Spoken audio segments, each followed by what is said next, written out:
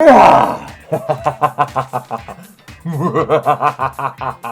I scare you all? Welcome one and all to Spooky Halloween! My name is Wolfie and today we're going to be taking a look at this issue... What in the... Issue 46 of the IDW Sonic the Hedgehog comic series. Without further ado, guys, let's get right into this!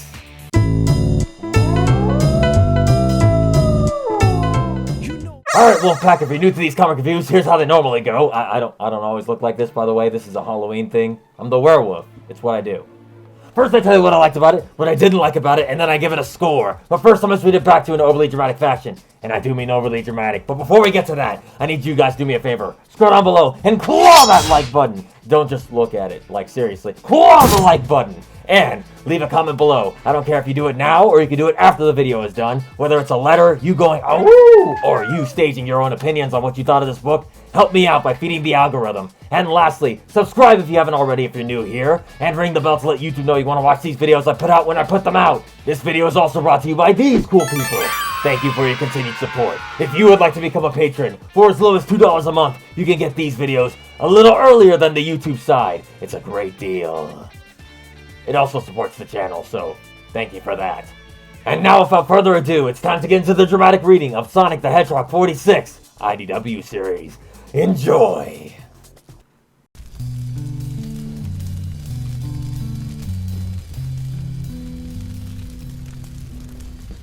Sometime after the events of the last issue, we find Belle waking up in the midst of the fire. I'm Belle. Nice to meet you? In the flames, we can see the silhouette of two strangers. Oh, fire! That's a lot of fire! Gah! Just then, the same motorbug that had surprised her jumps in to her aid, using its wheel to kick dirt on her burned hand. Gears and starters? You put it out! And you pulled me out of harm's way. But I thought I was the only badnik that wants to help. Wait, my hand! The lighter! I must have... Belle! There you are! You okay? Watch out! The badnik! It'll... Wait! I think the little guy might have some wires crossed. He saved me from the fire. That's a bug I can get behind. Whoa! What happened to your hand? It's nothing. It doesn't hurt. It's not nothing. Give it here. Tangle, I think I might have... Tell me later. Right now we've got a bear cub to find. Meanwhile, back at the campgrounds. What are we working with here? Not much. This campground is overcrowded, and the road out here ain't meant for heavy traffic. With the wind pushing the fire that way, we don't have time for that. But keeping the gates closed, that's only gonna scare people. If they open, we'll have a stampede on our hands. Any ideas, Jewel? I'm not sure. We need to coordinate, but everyone is so angry. If we could get everyone together... Hey, Ranger! You're supposed to be in charge here, right? What are you trying to do keeping us in here? We've got families, kids in danger. Open the gates. I've got a kid out there too. Oh, I've seen him. The one with the red wisp, right? A fiery red wisp? Hey, hold on. And where is that wisp now, huh? I don't know. My son is missing. And you expect us to follow your orders? This is my park. We're getting out of here now. On top of a nearby boulder, Amy steps up, taking charge, slamming her Pico Hammer down and getting everyone's attention. Alright everybody, settle down and listen up. You have every right to be scared. Of course you want to protect yourselves and your families. But the gate is closed right now for a good reason. The road is so small that if everybody tries to leave at once, we'll all get stuck here. Okay, but that's not going to stop the fire. You got another plan?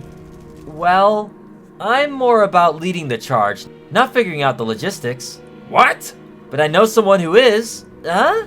So, what's the plan? Amy, I can't. I'm gonna... You want some hammer? No? Give her a minute. What's wrong? What gives me the right to tell these people what to do? The only thing I'm good with are paperwork and rocks. I stumbled through the metal virus, then Eggman attacked, then the Zeti. The Restoration can't even keep its own people safe. And I can't even help my best friend. You know what else you've been doing this whole time? Your best. You've made it this far, and with every new challenge, you're getting a little stronger. Even if you don't think so yet, I'm certain you can handle this. Sometimes you gotta take things on faith, you know? Thank you, Amy. It's what I do. Hello. Thank you for your patience. If we approach this crisis as a group, we can make it through. First, anyone with a high-capacity vehicle can help get children and elders to safety. Our next priority is protecting ourselves in the forest. The rangers should have equipment for park maintenance that we can use. We don't have the resources to put out the fire, but we can create a parameter to contain its spread. I can't promise everything will go perfectly, but together, we've got a fighting chance. Tangle, are you sure you're okay? Yeah, just a side effect of having lungs. Looks like the smoke might be thinner over here. Oh wow, look! It's the Rangers kid, Ash! Watch your step. I'm not gonna let a little loose dirt stop. Just then, the motorbug springs into action, helping Belle regain her footing as she descends down the mountainside. Don't let go, I gotcha. Okay, moving fast, can't stop. Ooh, can't stop, we're gonna. Just then, Belle has an idea. Handing Tangle her tail, she gives the next instructions. When I say pull, pull! Pull! Belle's leg kicks downward, using the momentum from the motorbug to try to clear the cliffside. We're not gonna make it! My turn! Wah! With their combined efforts, all three of them wind up making the jump. Who? It's Ash, right? We're here to help. I'm Belle. Nice to... Don't hurt us! I don't want to fight. Listen to me very carefully. This is very important. Do you think you can remember that? Funny clown nose. If you tell anyone, I will disassemble your bike and hide every piece. Ash, were you out here when the fire started? It wasn't us. Red Hot and I were good. I saw who did it. It was a lady with big spikes and a boy my size. The lady made lightning with her hands. That's what started the fire. So it wasn't me. A lady throwing around lightning. That's a new one. I saw two people fitting that description too walking through the fire. You believe me? Of course. Now let's get you back to your dad, okay? Can you help us do that? Okay. If we follow the river downstream, it'll lead back. Me and Red Hot come up here all the time. It's better than the fire. Then downstream it is. But before the group is able to make it any further, one of the burning trees begins to fall. Watch out! After barely avoiding the falling tree, the trio are left hanging off the edge of the cliffside. Close one. Tangle! I know! Dang it! As the tree comes tumbling down, it also sweeps the motorbug off the cliffside with them, down the cliff, and seemingly to their doom. Next time, have a nice trip. See you next fall.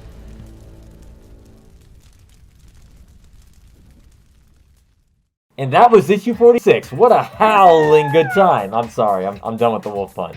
But yeah, guys, there was a lot that happened in this one. Despite it only taking place in one setting, let's discuss what actually went down. Starting off with the new characters that showed up at the start, I'm sure everybody knows who they are. They were leaked a while back. They were shown off in various covers of the upcoming Imposter Syndrome issues, which I guess this book is going to lead us into. So yeah, we got to see a sneak little preview of them. If you haven't seen them before, this is your first time seeing them more than likely.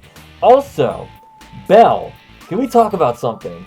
You know, it's different when you know they're a badnik, right? You know they're robotic or made of wood or something like that. But to see the actual damage on the hand is something different. Like, her hand completely burned, showed all the metal parts underneath.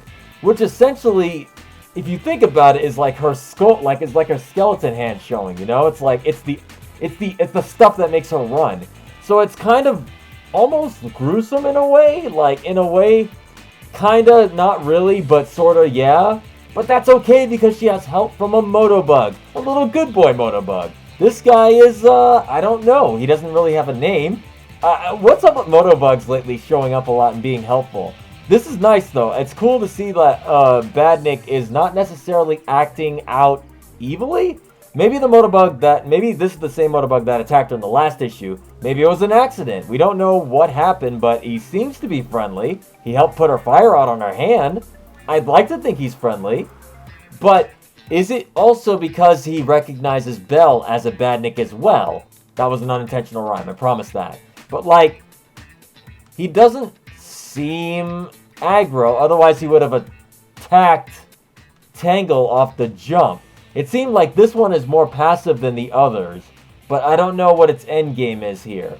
Maybe Eggman has instructed all the badniks not to attack Belle, or maybe it's just the programming where they're just like, oh, Belle's one of us. You know, like Five Nights at Freddy's, where it's like, if you're not wearing the Five Nights at Freddy's Freddy mask, they don't see you as one of them and they'll attack you. But I don't know. But more importantly, we need to talk about what happens back at the campsite. So I was actually surprised. Last time in my last issue review, I stated that I thought Amy Rose was written way better lately than she ever has been. And a lot of people seem to agree with me on that. I was actually surprised. I was expecting a lot of blowback on that. But if there was any doubt that the writers of this book understand Amy Rose, this is it. Like, of course, this one was written by Evan Stanley. And I'm going to go ahead and say it. I'm not going to try to generalize the writers here, but Evan Stanley seems to do better character writing, if you ask me.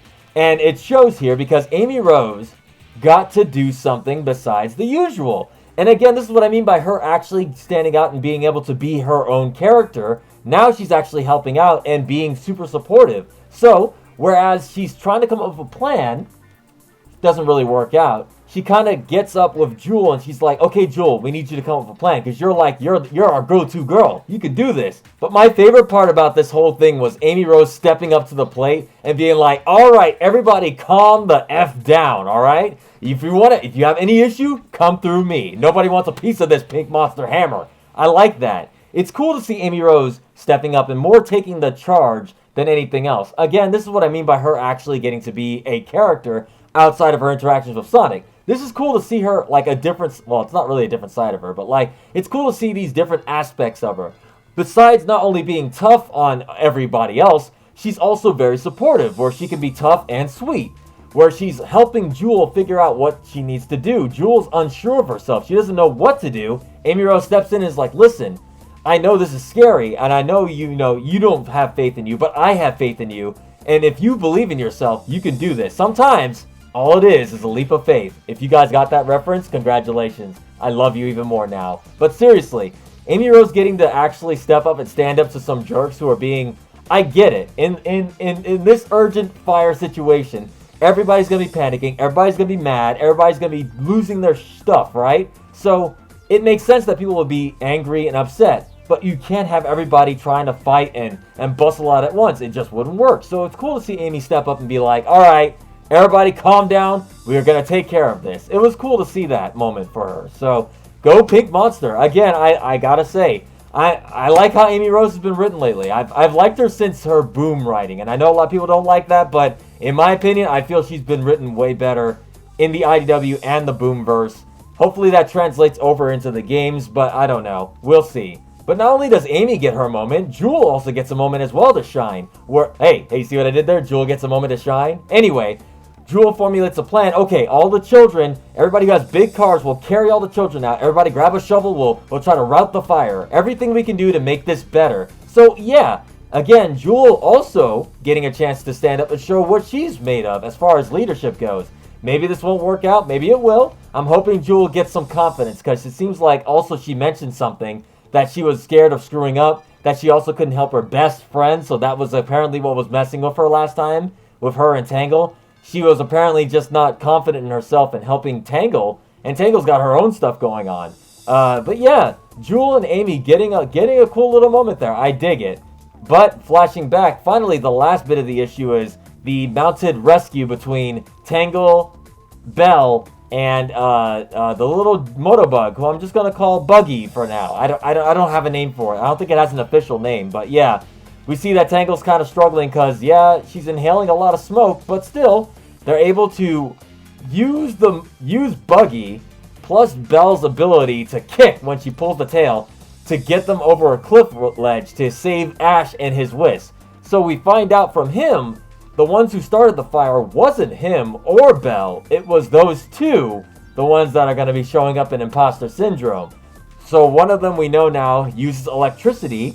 That's her power. We don't know what the boy's abilities are, unless you've seen those covers, which I'm not going to go into. No spoilers yet. You know something I'm thinking of when I'm looking at the designs, in particular the design flashback of what Ash saw. That girl almost looks Scourge-like, doesn't she? I think there's no coincidence, right? She's green, she's got that sharp-toothed smile. I don't know. I don't know much about Scourge, but they seem similar in a way. I don't know what she is. I don't think she's a hedgehog, but you know what I mean. Kind of almost same school of design a little bit. Some similarities. I think her eyes are blue too. I think Scourge's eyes are blue. Again, I don't know much about Scourge other than it was evil Sonic that became green. I didn't get a chance to read the further Archie issues, so if I'm wrong, let me know. I'm sure you guys will let me know. Yeah, it was cool to see all this stuff eventually mount up together. Unfortunately, I think the ending of this one was a little weak. Everything else building up to it was great, but there's not much I guess you can do with them having to be in danger and risk. Because the first time it was like, we gotta find the kid. They found the kid, and now they found the kid, but now they're plummeting towards the canyon, Looney Tunes Wile E. Coyote style. So we shall see what happens to them. Because other than this, I don't think they have a way to save themselves. Belle can't fly, Tangle can't fly, that Motorbug sure can't fly, the Whisk can fly, but he can't lift anybody. And they're kind of plummeting. What's gonna happen? Because Amy and Jewel are not there. They're off doing their own rescue thing. We shall see. Also, I think we're leading into Imposter Syndrome next month. At the time of this recording, I believe Imposter Syndrome is starting next month. And that's going to lead us to the oncoming issues leading up to 50. So we shall see how that goes. I think I like this one quite a bit. Again, I do think the ending's a little weak, but they have to end it on a cliffhanger. You see what I did there? Cliffhanger. But yeah, we have to end on a cliffhanger. So, you know, to keep you reading for next time. But I will say one thing. I am excited to see where we go into Imposter Syndrome from here. I want to see what those two characters are like. Starline's Creations already making a mess of things. But why? Why did they start the fire? Were they particularly after anything? Were they after Belle? It didn't seem like it. They left her to burn. I don't know. Why did they start that fire? Are they just going to be like the Zeddy where they just cause chaos everywhere because they can? Who knows? I sure don't know. Let me know what you guys think. What were their intentions? What do you think they're trying to do? Do you think they're trying to make a distraction? Do you think they're trying to destroy the forest because they can? Do you think they're after Belle? What do you think? Also, this Motobug. Do you have the same thoughts I do where you think the reason he's friendly is because Belle's there and he's like, well, technically Belle's a badnik too, so that makes her my older/younger sister, depending on how old this Motobug is. So I won't attack her. What do you guys think? Let me know what you also thought of this. I think I'm going to give this one... What would you score this? I'm going to score this one...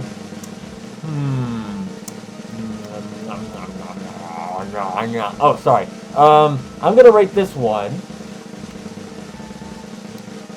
I think I'm going to rate this one a 8 out of 10. It gets me excited for the next issue and also Imposter Syndrome. So, however this turns out, I'm hoping this lands it. Is there anything I didn't like about this one? Other than the cliffhanger ending, which they have to do, so I understand why it's there. I don't think there's anything I really didn't like. Like I said, the standouts for me in this issue were definitely Amy Rose and Jewel getting their moments. We learned a little bit more about Belle. Apparently she is robotic underneath that wood, or at least her hand is robotic. I think it's implied that she's robotic underneath that wood. I thought she was all wood, like just made of wood completely. But maybe it's just her hand that's metal. I'm not sure. If I missed anything, guys, please let me know in the comment section below. Hit that like button again, and subscribe if you haven't already for more videos like this one. Thank you for watching. Hopefully this video is out on Halloween. Otherwise, this is going to be really awkward. But happy Halloween, everybody. Hopefully you guys had a good one, and let me know, what's your favorite candy? Mine is Reese's Pieces. I didn't get any Reese's Pieces, so that's why it remained in this form throughout the whole video. Hopefully my audio's okay. You know, I hope I don't sound too muffled the whole time, but I'm trying to really talk loud to make sure that you guys can understand and hear what I'm saying. But yes, guys, I appreciate you all watching towards the very end. You guys right now watching, you're the OGs. I love you guys. Thank you. So, without further ado, I think we're done here. I think I'm going to call it. So, guys, I will see you all next time. Be sure to wash your hands, wear your mask for Halloween. It's important. You got to scare people. And get vaccinated if you haven't already. Social distance and be safe out there if you go trick-or-treating tonight. Or if this is after Halloween, just be safe anyway. I will see you all next time. Until next time, guys, stay tuned.